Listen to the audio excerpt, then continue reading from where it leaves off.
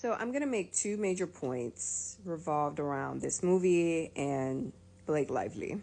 Point number one, this movie is bad.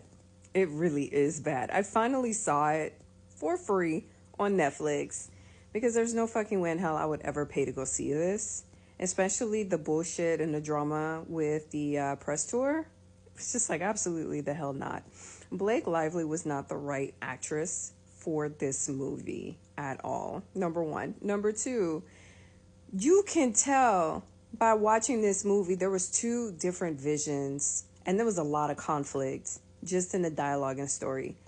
If you did not watch the press tour, if you did not read the book, you would have never known just by watching the movie alone that this movie was about DV. The way they framed the DV scene, it's not DV. The fuck, right? So going into watching this movie, I was already biased. I was biased because she's not a good actress. I was biased because there was a lot of drama. I was biased because the writer didn't even do her due diligence in showcasing the body of work the way it was depicted in the book. It was just a cash grab for her. So this is why it was worthy to watch this on streaming for free. It was just bad, all around bad. Like, she had her way, and then Justin Baldoni had his way, and then you could see the tension and the conflict on screen. So that's the first point.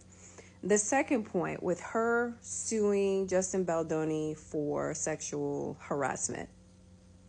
It's amazing how people have very short memories, but I've said this before. People got the memory and the attention span of a goldfish in a mosquito net or a 2-year-old child. You know her husband was on the set, right? Like, her husband, Ryan Reynolds, was on set when she was filming.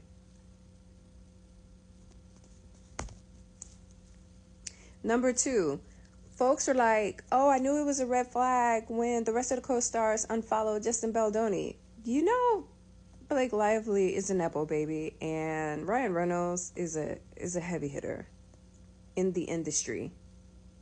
So her co-stars are lesser known actors. I couldn't even tell you a single body of work that they starred in or a major project that they starred in. Of course they're going to fall in line.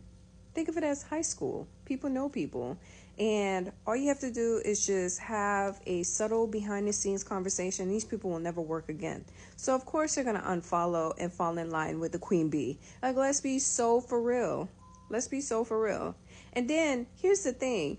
It's very interesting watching the white woman tears play out in regards to what's going on. Now, some people are like, you got to read the court transcripts, you got to read the court documents and everything like that.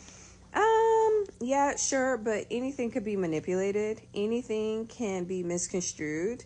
And knowing that she has had a history of being very rude and very disrespectful to people who she deems as beneath her, and that she has no professionalism and interpersonal skills, we gonna see.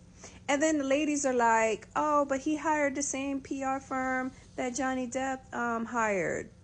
Yes, and guess what? When that whole court case played out, Johnny Depp's ex-wife, Amber Heard, was proven to be the aggressor. She was the abuser in the relationship. She was the problem in the relationship, not Johnny Depp. It's amazing how, like, women will forget how problematic other women are, and as soon as they cry victim. I'm biased already, just seeing how her character is, and so we shall see how it plays out in the courts. But I have already, expressed my thoughts and 2 cents on Twitter. But overall, the movie was bad, and her, suing him for sexual harassment is like, I'm calling bullshit, given the fact that her husband was on the set. Her husband was changing everything in the production. Right. Okay. Sure.